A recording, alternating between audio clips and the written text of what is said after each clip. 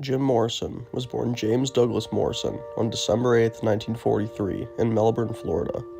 His mother, Clara Clark Morrison, was a homemaker, and his father, George Stephen Morrison, was a naval aviator who rose to the rank of Rear Admiral. George was the commander of U.S. naval forces aboard the flagship USS Bonhomme Richard during the 1964 Gulf of Tonkin incident that helped ignite the Vietnam War. Admiral George Morrison was also a skilled pianist who enjoyed performing for friends at parties. Morrison's younger brother Andy remembered, quote, "There was always a big crowd around the piano with my dad playing popular songs that he could pick up by ear." Morrison moved frequently as a child due to his father's naval service, first from Florida to California and then to Alexandria, Virginia, where he attended George Washington High School. As a teen, Morrison began to rebel against his father's strict discipline, discovering alcohol and women and bristling at various forms of authority. One time he told the teacher he was having a brain tumor removed and walked out of class, his sister Anne recalled. Upon graduating from high school, Morrison returned to his birth state to attend Florida State University in Tallahassee. After making the dean's list his freshman year, Morrison decided to transfer to the University of California at Los Angeles to study film. Because film was a relatively new academic discipline, there was no established authorities, something that greatly appealed to the freewheeling Morrison. There are no experts, so theoretically, any student knows almost as much as any professor, he explained about his interest in film. He also developed an increasing interest in poetry at UCLA, devouring the romantic works of William Blake and the contemporary beat verse of Allen Ginsberg and Jack Kerouac, while composing his own. Nevertheless, Morrison quickly lost interest in his film studies, and would have dropped out of school altogether if not for his fear of being drafted into the Vietnam War. He graduated from UCLA in 1965, only because, in his own words, quote, "I didn't want to go into the army, and I didn't want to work, and that's the damn truth." In 1965, Morrison joined classical pianist Ray Manzarek, guitarist Robbie Krieger, and drummer John Densmore to form a band, The Doors. With Morrison as vocalist and frontman, Elektra Records signed The Doors the following year, and in January 1967, the band released its self-titled debut album. The Doors' first single, Break On Through, achieved only modest success. It was their second single, Light My Fire, which catapulted the band to the forefront of the rock and roll world, reaching number 1 on the Billboard pop charts. The Doors and Morrison especially were controversial, but nonetheless, Light My Fire remains the Doors' most popular song, featured prominently on major lists of greatest rock songs ever recorded. Combining Morrison's darkly poetic lyrics and outlandish stage presence with the band's unique and eclectic band of psychedelic music, The Doors released a flurry of albums and songs over the next several years. In 1967, they released their sophomore album, Strange Days, which featured the top 40s hits, Love Me Two Times and People Are Strange, as well as When the Music's Over. Months later, in 1968, they released a third album, Waiting for the Sun, highlighted by Hello, I Love You, which also hit number 1, Love Street, and 5 to 1. They went on to record 3 more records over the next 3 years, The Soft Parade in 1969, Morrison Hotel in 1970, and LA Woman in 1971. Throughout the band's brief tenure atop the music world, Morrison's private life and public persona were spiraling rapidly out of control. His alcoholism and drug addiction worsened, leading to violent and profane outbursts at concerts that provoked the ire of cops and club owners among the country. Morrison spent nearly the entirety of his adult life with a woman named Pamela Corson, and although he briefly married a music journalist named Patricia Kingley in a Celtic pagan ceremony in 1970, he left everything to Corson in his will. Throughout his relationship to Corson and Kingley, however, Morrison remained an infamous womanizer. Morrison's drug use, violent temper, and infidelity culminated in disaster in New Haven, Connecticut on the night of December 9, 1967.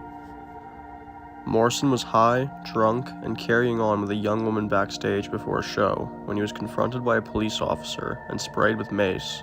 He then stormed on stage and delivered a profanity-laced tirade that led to his arrest on stage, which then sparked area riots.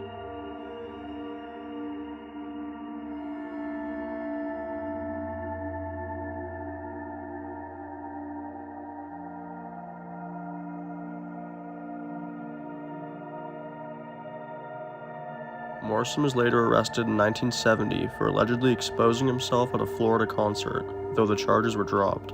Morrison had become a severe alcoholic and was starting to become irrational. His onstage antics were getting old, and Morrison's sad descent was apparent. Morrison had struggled with fame and addiction for years. Fed up with the perils of stardom, Morrison left the Doors, and him and Corson had moved to Paris in March 1971. The press and fans back in the US seemed to turn on Morrison, mostly seeing him as a drunken fool rather than the musical prodigy he once was. Losing the respect of his fans and press seemingly broke Morrison's heart. Morrison was charged with indecent exposure and sentenced to 6 months probation. Fearing serving time in prison, however, was the reason Morrison moved to Paris, out of the grasp of US officials. There, Morrison seemed to find peace. He wrote every day. To friends, Morrison appeared happy and healthy, and in photos taken during his final days alive, he looked trim and fit. While in Paris, Morrison and Corson had apparently indulged in old habits. They also frequented Parisian nightclubs like Rock Circus. In Paris, Jim Morrison and Pamela Corson rented an apartment at 17 Rue Boucherie near the Seine River. During Morrison's time in Paris, he had turned to heroin. He was deathly afraid of needles, but he turned to snorting or smoking the opioid. Everything changed on July 3, 1971. In the official account of Jim Morrison's death scene, Pamela Corson had found her boyfriend dead in the bathtub of the apartment that they shared in the city. She called for help, but it was already too late. The French police naturally had some questions, especially since Morrison was just 27 years old, and they suspected drugs. However, Corson maintained they had merely gone to dinner and a movie and listened to music at home before going to bed. She said Morrison woke up ill in the middle of the night and took a hot bath while she continued sleeping. It was soon declared that Morrison had died of heart failure, thought to be brought on by a heroin overdose. With no autopsy performed, Corson's story was taken at face value, and when she herself died 3 years later of a heroin overdose, it seemed that any other information about Jim Morrison's death had died with her. But in recent years, some notable figures of the Parisian nightlife scene have told their own version of the story.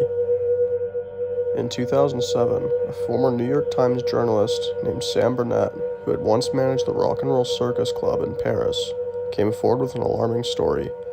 In Burnett's telling, Jim Morrison did not die in a bathtub. Instead, his book, The End, Jim Morrison, claims that the Doors frontman actually died in a toilet stall at Rock Circus.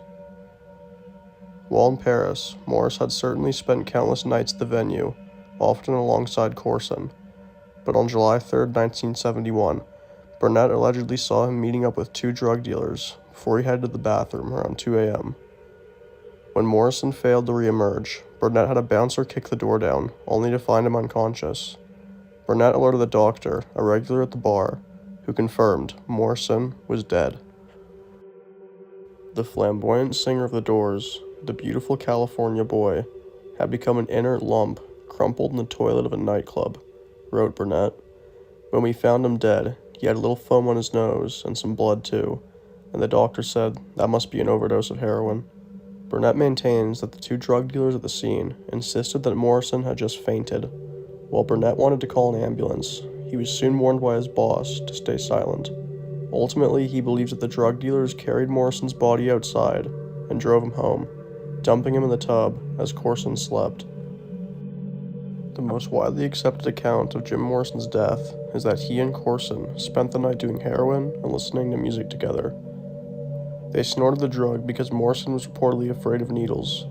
Unfortunately, that particular batch of heroin was too strong for Morrison. However, many specific details of the night remain unclear, including how the rock star got into the bathtub. One theory claims that Corson personally put him there, hoping a warm bath would help alleviate his symptoms. After he died, she supposedly waited until morning to notify authorities and feigned ignorance about his drug habits.